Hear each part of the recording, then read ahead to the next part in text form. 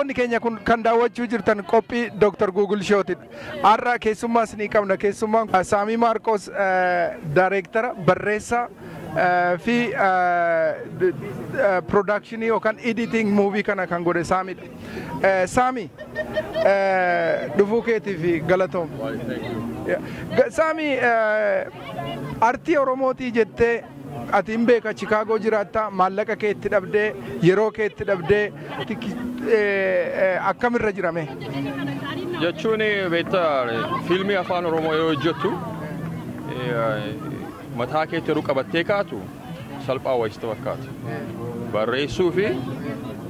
editii gochuun inni ji'a 3 ji'a 4 safaraata yeroo actually physically yeroo hojjechuutti kaatu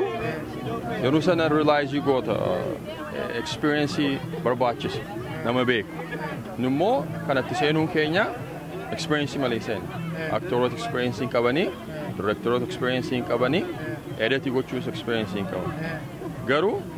sammuun kee nan hojjedha yoo jettee kaate hojjechuu hin dandeessi.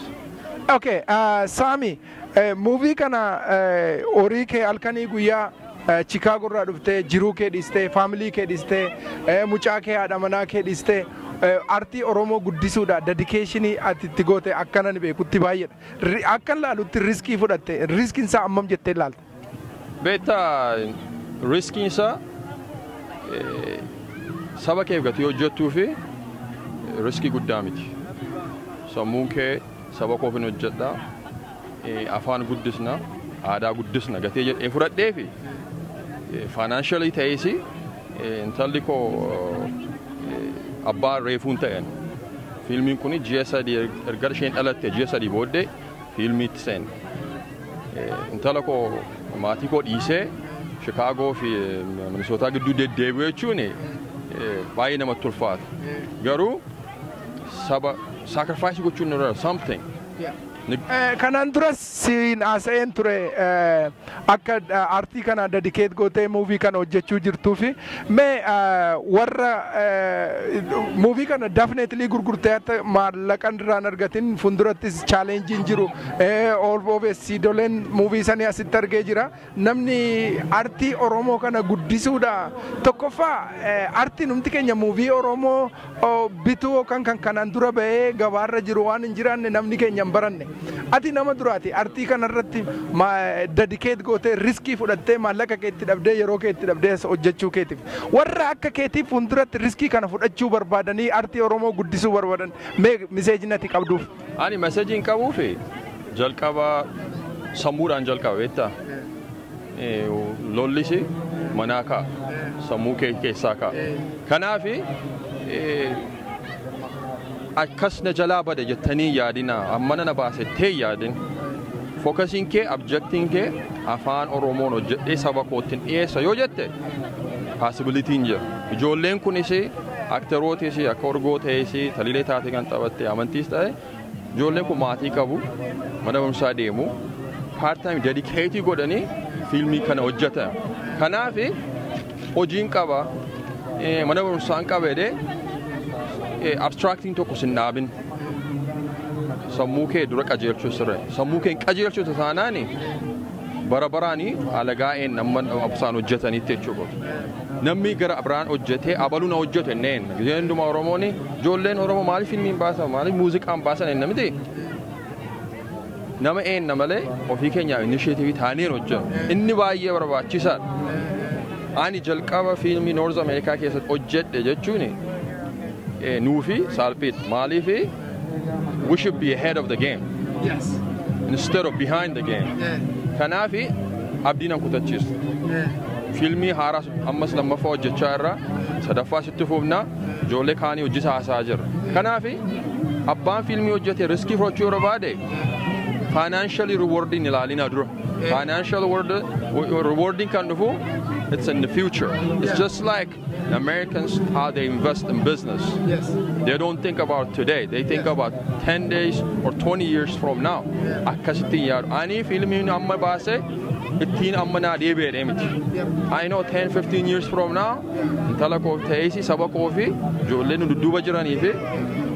waa baasa eenjer akkasittiin fudhadhe akkasittiin fudhachuu isaanirra jiran jedha. Daawwattoonni keenya akkuma argitan Saamin maallaqa isaa muuvii aartii Oromoo guddisuudhaan namni dedikeet godhe tokko keessa haa ta'u Saamin ogummaa isin qaba muuvii kana kan barreesse isa kan edit godhe isa kan direct godhe isa halkanii guyyaa hojii isaa dhiisee as dhaabbachuudha waan kanarratti hirmaachuu waan kana adeemsisuudhaaf tattaaffin inni godhu galata qaba jedhee yaadaan akka nama tokkotti haa ta'u malee muuviin kun muuvii haaraa agartuu barraaqaa kan jedhani please bitadha aartii keessan gargaara Saamin hojjetaa isa rakkoon qabu garuu aartii keessan guddisuudhaaf muuvii kana bitachuu jedheen alqaba. Saamin waa si gaafadha. Artistoota immoo muuvii kanarratti hirmaatanii oolaltuu baay'een isaanii yeroo duraatiif kana hunda warra kana gaayid gootee karaa deebistee akkatti hojjetan akkatti akti godhan waa hunda gorsuudhaan direct gootee muuvii kana yeroo duraatii godhuuf challenge inni qabu maal jettee yaadda? Challenge isaa maa himameen dhumu hundumtuu beektaa characterii amma yoo urgoo fudhattee taliilee taphattee eeruun itti hime akka taliileetti ta'e baadiyyaatu dhuftee waan beektu dhugaatiin beektu social eventii kanan beektu wayyaa uffannillee jedhee eeruun itti himu wayyaa isa jalqaba intalli kun taliileen jechuun urgoon waggaa 20 caalaa biyya kana teesseetti wayyaa isa dhugumaa isa uffattee dhuftee qabdi isa uffattee taphatte fiilmii kana keessatti so itti ishee himee keretti kana taphadhee practice gootee hojiitti baase akkuma sana immoo amma gaaddisaa kerekteri yoo laaltee amantii inni xinnoo isheen saalfata aadaa keenya keessa fiilmii irra jiru abbaa manaa fi haadha manaa boyfriend girlfriend kun siree keessa galanii haasa'uu lammachuu kan hin beekne dhiirri saalfata isas puushii godhee irra deddeebinee goone challenge hedduu ture himamee numu ijoolleen for the first time hamma humna isaanii dalaganiiru expectationii koo caalaa ta'e. Wakati barbaadde ol caalaa ta'e. So okay ga Saami mee uummata Oromooti dedikeetiin uummanni Oromoo ni si godha akka jechaan galata si galfachuu qaban maaliifi waan kana ati akkuma duratti haasofne riskii fudhattee maallaqa kee itti dhabdee waan kana bakkee kanaan ga'uudhaaf galata guddaa qabda haa ta'u malee uummanni warri mee muuvii kana akkuma nani jedhu ati wal definitely bitaan jettu ani miseejin ani qabu artii Oromoo guddisuun artii Oromoo kan dadhabe